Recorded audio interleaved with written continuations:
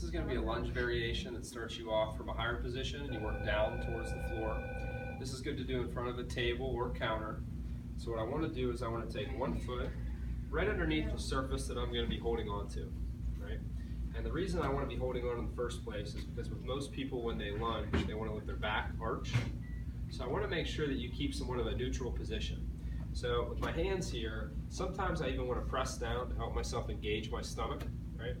And like you're seeing me, I want to start to take my feet apart as far as I can, where I'm up on my back toe and both my knees start off straight.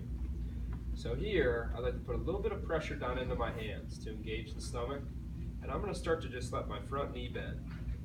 And in doing that, I should feel stretching in the front of the leg that's behind me. And I want to get to that stretch and pause, and then come back out of it. So just so you can see the other way around, my toe is a little bit under the surface I'm touching, my foot's back behind me and I'm up on my toe, knees are straight.